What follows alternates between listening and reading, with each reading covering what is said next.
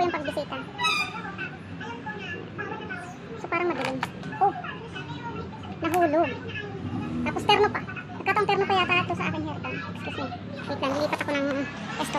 So may iwan ng aming bata, batuta. Yan, say hi. Say good morning. Good morning, Gwen. Bad mood. Wala siya sa mood makipagpilitan today. So ayan. Parang pula naman ang aking ano, parang pwede na.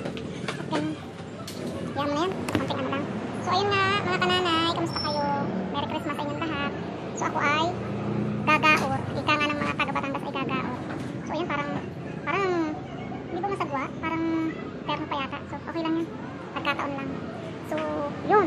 Bisitahin ko din ang nanay ng aking dating employer. So may kukunin ako doon. Tapos kukumustahin ko na rin siya. Kasi parang hindi ko sure kung makakapunta pa ako doon this Christmas. Pero medyo busy-busy na mga lola. So abangan nyo yan guys. See you later guys. Yan, gawin na ako papunta sa mga kita.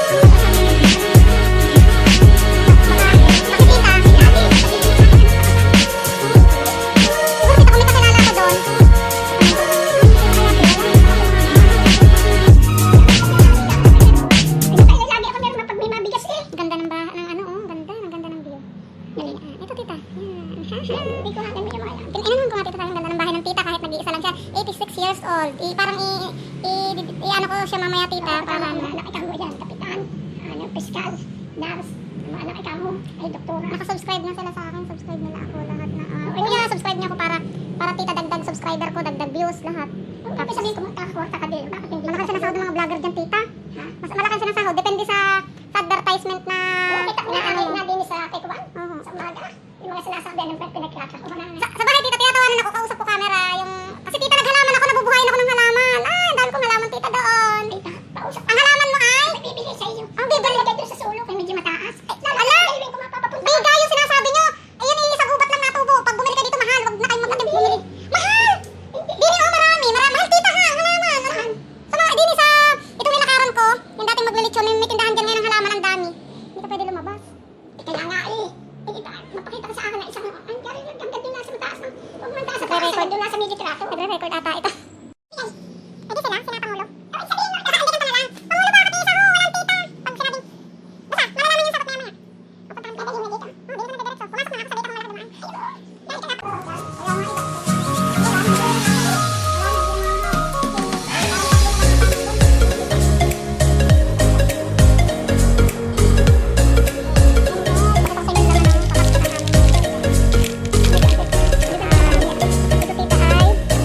Pumasok na ako, sabi ka kung malaki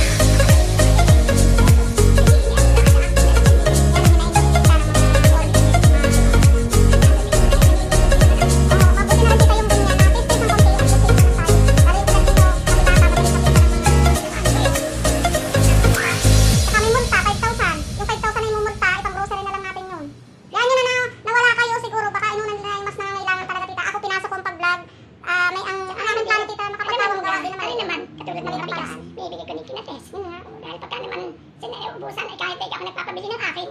Ano sa ang tita mo, tampo. Wala siyang ganitong box. Kasi siyempre sa panahon ngayon nagkaroon ng pandemic po. So, malaking makausap. Malaking bagay po yung laman nito kasi ito po yung pang-Noche Buena na sa isang family na katulad ko. Sobrang saya nakatanggap nun. So, ang tita, sa bagay, tita, ano mo na naman yan? Deserve mo na ipauna natin sa iba kasi mas kaya mo naman bumili ng ganyan, alam ko. Ang tita mapera ito, ano lang siya talaga. Gusto lang niya talaga magkaroon ng ganyan. Di, isa ko magkaroon para ibigay ko dun sa mga nangangailangan. Ang tita, ayan na. Lalo kikita dun sa mga naparito, mga badyaw. Gusto niya, siguro kaya gusto ng tita magkaroon nun. Mga kananay, gusto niya bigay sa akin. Joke lang. Meron din po ako. So, ang tita wala. Sa bagay, okay lang yun na, tita, mas deserve siguro ni Lord na mabigyan yung mga nangangailangan talaga. At least, tita, hindi mo naman kailangan yan. Oh, alam mo, tita, sabi sa iba na nangangailangan. Ayun po, Merry Christmas po sa inyo, mga kananay. Ayan, tita, 86 years old na. Yan po ang aming Lola Dini na masama din ang loob kasi hindi siya talaga makalabas since lockdown. Hindi talaga po siya nakakalabas. So, nung hindi po nagla-lockdown, siya po ay malimit sa bayan, sa SM, kahit window shopping lang. So, ngayon po, talagang sobrang boring na siya dito sa bahay. Ang laki naman po ng bahay. Ayan, pakyat pa hanggang patas, 11 palapag.